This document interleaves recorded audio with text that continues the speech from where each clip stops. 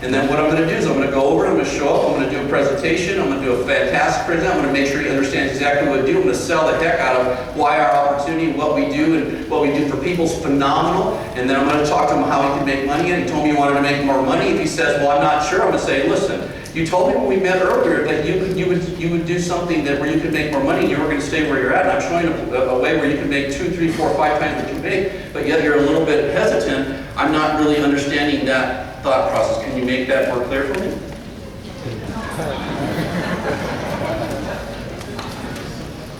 So what, did I tell him anything? No. No, I asked a bunch of questions. You see that?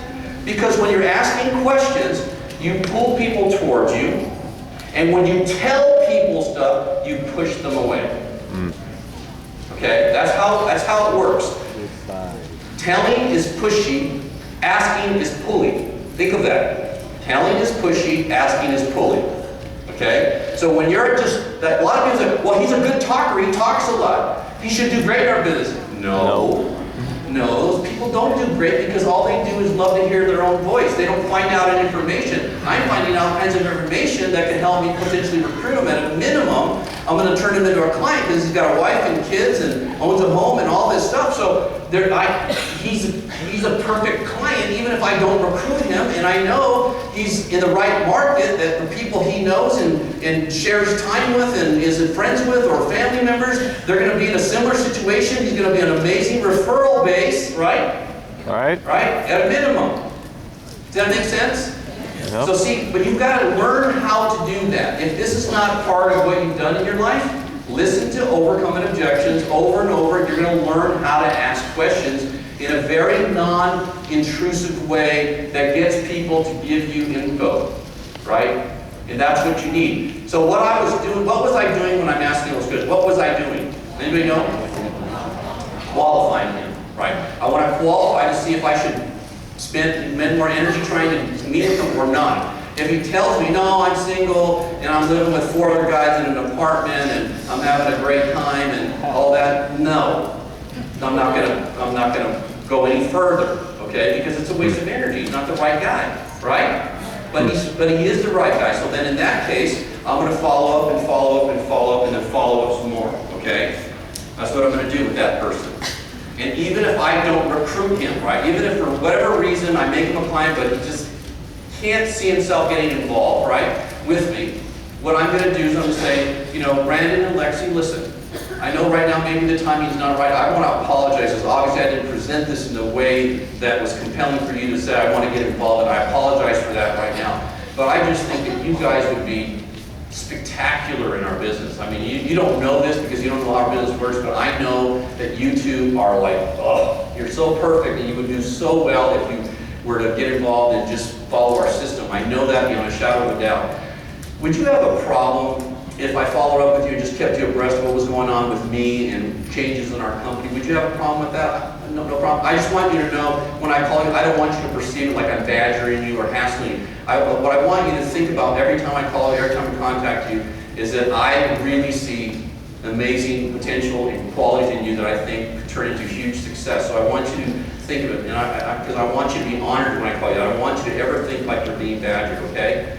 All right, great. Thank you very much. And then what I'm going to do now is I'm going to start following up. I'm going to find out during that process. I would find out all his interests. I know you like to water ski, or you like to do triathlons. You do whatever you do, right? I would find out every time if I read a thing about the triathlon that's happening in Kona, for example. I used to own a house on the Big Island, and they used to have the race every year, right? They have that's one of the major things, right? So an article about that. I would send them the article. I'd email them the article and say, yeah, I don't know if you saw this or not. I thought you might find this interesting. How are things going? How's Lexi? How are your kids? Blah, blah, blah. Let me just tell you, I just got promoted to regional leader. I just got promoted to RVP. Things are great. I just won a contest to wherever, right? Hawaii, blah, blah, blah, right? I would tell him what's going on, and I would keep him, and I would keep following up with him. I followed up with Rick Susie, who was a very good friend of mine. When I quit my job at the end of 1984 and went full-time in Primerica, I followed up with Rick Susie for 18 months. Wow. Called him, went by his work, you know, just sent him stuff. I followed up with him, right?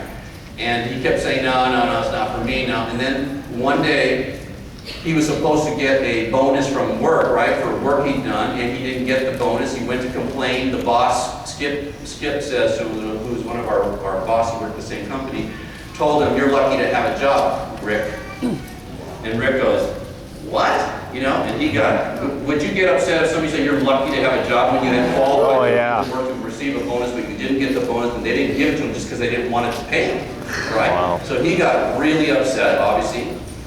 And if you know Rick, he was like screaming a blue streak, right? He was telling me, you know. And so I said, hey, listen, he just had a baby. I said, listen, I'm going to come by and see Eric, you know, and I just want to talk about what's going on with you. When was a good time? And then I got off the phone and I told my wife, Jen, I got him, man. He's done, all right? I'm going to recruit this guy. Because now he was really pissed at his employer. I was starting to do well. I was an RVP at that time. I was making 8, 9, 10 grand a month. I was making decent money, not great money, but decent money. And I went over there and I said, look, you got to look at this one more time, Rick. Let me show you what's going on. And I showed him again. I said, Rick, you're crazy not to do this. You are better than 99% of everybody I've seen in Primerica. The skills you have and how great you are with people and selling and your focus and your tenacity. You would make millions here if you got in with me, dude. You cannot tell me no, dude. You need to get in with me. And he was ready. So he did. He got in, submitted his licensing pack, never went to meetings because he couldn't let his employer, because I recruited a bunch of people from the company we both worked at, so I was like, they had a picture of me with a red line to it like that. So he came in and I recruited I recruited like 20-some people for him like in the next 2 or 3 months. When he got his license, he went full-time, and he was making $70,000 a year that was 1986. Which today would be like making 150 or 160 grand a year, right? Quits his job, goes full-time. His first full year as an RVP made $232,000. He does, he does over half of my business. He does about $1 million. I think last month he did $1.7 million, $1.8 million in premium. I've probably, from following up that 18 months on Rick's business, I've made about $25 to $30 million. From following up with him. But do you think Rick Susie would have followed me if I wasn't good? No. Do you think he would have given up his job if he didn't know I was really good and knew what I was doing and could teach him how to be successful? Do you think that ever would have happened? Nope. No. See, it always comes back to that. You want to attract better people? Then you have to get better. You have to get a lot better than you are right now. So, and you got to get your people skills up, right? I told a bunch of people, I did a meeting about a month ago in California. There was 2,500 people there, and I told everybody there's a book called Les Giblin. It's called Skill with People by Les Giblin, okay? Skill with People, you can get it at HectorLaMarque.com. I carry that book because it's that important. It's a little pamphlet. Miguel, how long does it take to read that? 23 minutes, cover to cover, you can read it. 23 minutes. Miguel, I told everybody, if you had a brain in your head, you would read that book 20 every day for 21 straight days. You would read that book. And you take your people to do the same thing. Because people skills are critical to you building something. But you have to really learn how and what it is to be really skilled with people, because building a business is determined by people wanting to help you with whatever it is you're doing, right? Attracting people, keeping people, having people want to help you with your agenda, whatever that is. It requires skill with people. And if you might have decent skill with people, but you know what? Your skill with people could be exponentially better than it is right now, and your results will start matching that. So what's happened since you've read that book? What do you think? Big change, right? Huge, right? So I don't know who else did that at the 2,500, but I doubt it was more than 1 or 2% of the audience. And I'm telling you, there's 800 people here. You know, I wish every one of you do it, but the reality is, probably won't do it, right? So I'm challenging you here right now. If you did it, even if you didn't stay in Primerica, your current career, whatever career you do, I promise you, you'll make more money, get more promotions, do better in your life and get more of what you want in your life if you develop skill with people. You ever get in arguments with your spouse? It's because your skill with people sucks. Okay? Right? That's why you have problems with your spouse, because you don't really understand the dynamics and the psychology of skill with people. Right?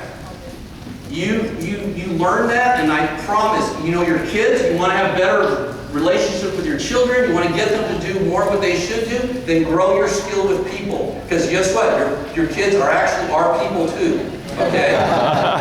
You need to get that down. Leadership. You've got to master leadership, folks. Leadership is everything. It's not almost anything. Like Art Williams, who was the founder of our company, right? He said, you show me a successful Boy Scout troop, a successful church, a successful anything, right? PTA, baseball team, football team, any successful business, and I'll show you a leader at work. You need to be able to lead people, right? If you're going to become successful at any endeavor, what's going to determine that to a great extent is your leadership skills. And leadership, by the way, is a learned thing. You're not born, they slap you on the rear end, right? The doctor, he's a leader, she's a leader, she's not a leader. That's not how it works, right? Leadership is something you can learn how to master and how to get better at it. You can definitely learn how to do that. So I would read, I'd start with John Maxwell's Developing the Leader Within and Developing the Leaders Around You. Those two books are like the beginning. He has it's written like 50 books or something. All of them are great. But I would start with those two. Developing yourself and developing people around you. In our business, you have to develop yourself and you've got to develop the people around you. Okay? And then time management, I talked about that. There's a book by David Allen called Getting Things Done. David Allen, Getting Things Done. Read that book. Or anything you can find on time management, you should read. If that's an issue for you, okay? Because we all have the same 24/7, don't we? Right? So the difference between why some people become mega successful and others don't is what you do with the 24/7 that you have, that each of us has. We all have the same amount of time, right? And we're in Primerica, we all have the same business opportunity. We all have the same contract, potentiality. We all have the same products to market. We all have the same everything, right? So the difference is what you do with the 24/7 you have available to you. How do you use that time, or how do you waste that time? Because you're either spending time or investing time, right? So when you're in your car and you're listening to the radio, you're spending time. If you're listening to an audio that can help you grow your business or grow any part of a skill set you need, then you're investing time. This morning, you're investing time. This is not spending time. Have you learned anything today that you think might be helpful for you going forward? Yes. Yes, okay, so then you've invested in yourself in time. You didn't waste this, right? You could be doing a lot of other things that could have been spending time. Accountability. Look, one of the things, I never had a problem holding people accountable because I was doing everything I wanted those people to do. Mm-hmm. Why people have a problem holding their people accountable is they're not personally doing the things they want their people to do, and naturally none of us want to be a hypocrite, right? Nobody wants to be a hypocrite, and so subconsciously when you know you're not doing everything that you could be doing, you're going to have a very difficult time holding people accountable. One of the reasons I was so focused on personally becoming a perfect recruit, doing all the right things, is I wanted to feel comfortable and good about holding everybody accountable, right? So it's important that you're managing yourself and doing the right things. You got to hold people accountable. You got to master the 7 fundamentals. I don't have time to go into them, but I'm going to tell you what they are. I have audio on HectorLaMarque.com, the website. You can get the audio. You can learn everything you want about that. There's 7 things that you have to master, and if you master them and then you actually work, I promise you, I guarantee it, you are going to have success. This is not like a maybe, I might succeed. This business, by the way, isn't one of those things where if the stars are aligned with Mars and everything's perfect, I might succeed at it, okay? This is a business when you master certain fundamentals and you work, you will make money. You will succeed. It's not a maybe thing. It's a for sure thing if you do the right things, okay? That's the gotcha in Primerica. And why most people don't succeed is they personally don't do the right things, and then of course they struggle or they don't have any success. But when you do the right things, things go great. Would you agree with that, Brandon? They absolutely do, okay? So Number one, prospecting. And these are in the order of where you need to learn them. You need to learn how to prospect. Prospecting, if you're brand new, what you need to do is you need to put together a list of all the people you know, right? Put that list, get your phone book out, get your cell phone directory out, put down every single person that you know, people you've worked with, people you've gone to school with, people that you were in clubs with, people that you go to church, I say that already, people that you do whatever, that you know, that you used to work with, and everybody you can think of, okay? Put them on a list, and then you qualify them. Are they married, do they have children, and all that? But put the biggest list you possibly can. If you can put together a list of 25 or 50, some people could do 100, the more the better. And then you qualify which ones you want to, you have with your leader, qualify which ones you want to see first, okay? And then learn how, once you have that list together, that's your prospecting list, right? You need to know how to call them and talk to them to get an appointment with them. Then you need to role play how to do that with your leader, whoever the trainer is in your business, right? Find out how to prospect, how to call them, right? How to set the appointment. That's the second thing. Prospecting, setting an appointment. The third thing you have to learn is how to do a presentation, how to present what we have to offer. Okay, and if you're brand new, you're going to learn that through watching your trainer do that. If you can watch him do it 10 or 15 or 20 times, the more the better. The more you can see the process, the better you're going to be when you're on your own and you're doing it yourself. I would recommend 15, 20 appointments. You should go on with a really competent field trainer so that you can learn how to do this. Because once you learn how to do it, it's like riding a bike. You don't have to relearn it, and you know it, okay? So learn how to present. The fourth thing is you got to learn how all the products work. How do each of the products work that you're going to market? How does our life product work? And how does it work versus cash value? How does our investment products work? How does our debt elimination product or whatever products we have? You have to learn how they work so that you can sell the features and benefits. Because if you can't sell the features and benefits, you can't explain to a person and make a compelling argument to why they should become a client, you're not going to make any sales. You're not going to make any money. You've got to teach people how to do that. They don't just learn it through osmosis. You've got to teach them how to do that. And then you've got to learn how to teach them how to overcome all the objections. People will say things when you go on appointments. I'd like to think about it. I want to talk to my agent. I'm not ready to go ahead yet. There's all kinds of different things. There are specific ways to overcome those kinds of objections or questions or concerns that come up, okay? Then you got to master all the products, right?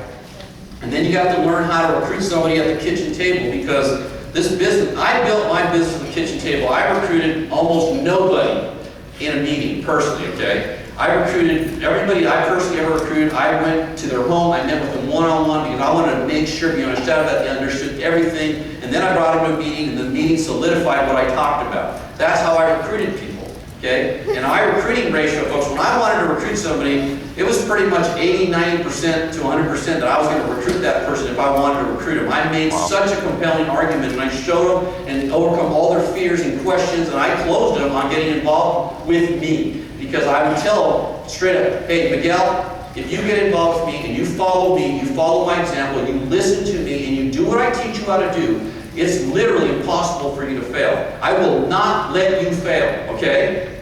That's not going to happen. I'm going to teach you how to double, triple, quadruple your income if you get involved with me, okay? Can you find any reason why you wouldn't want to get involved with me? Are you ready to get going? Let's get going then. And I would just tell them straight up, right? That's what I was going to do.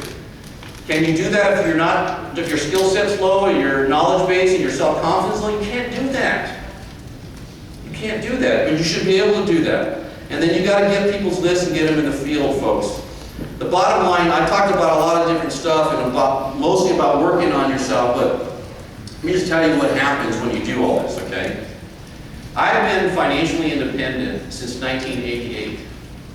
That year that I made 800 and some thousand, that 5 years, my budget during that time period, I had one car payment that was $200 a month, I had a $1,500 a month house payment, and I didn't have any other debt.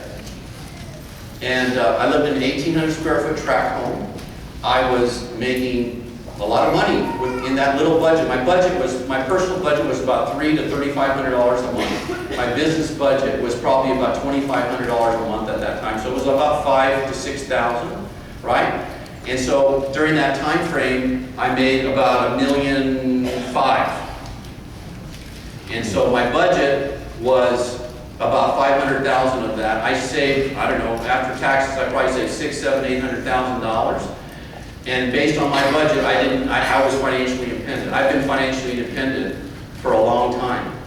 92 was the last year I worked in the field. I built a big business by then, and my income has grown every year since then, right? From that initial focus that I had in that 5 years, kind of created everything. As a result of that, folks, I don't have any debt. I have a lot of money saved. I still make a few $1 million a year, and with basically no overhead other than I have some business overhead. But it's relative to my income, it's about 10% of my income. And so that allows for a lot of freedom. I have 2 kids. Janae, by the way, she wrote and directed a movie. She went to Stanford University. She went to AFI, got her advanced degree or master's in screenwriting. Her first screenplay she wrote, she just this last year wrote and then she directed the movie. And the movie is premiering at the Tribeca Film Festival next Saturday night. Next Saturday I'm going to be in New York City, going to walking the red carpet, going to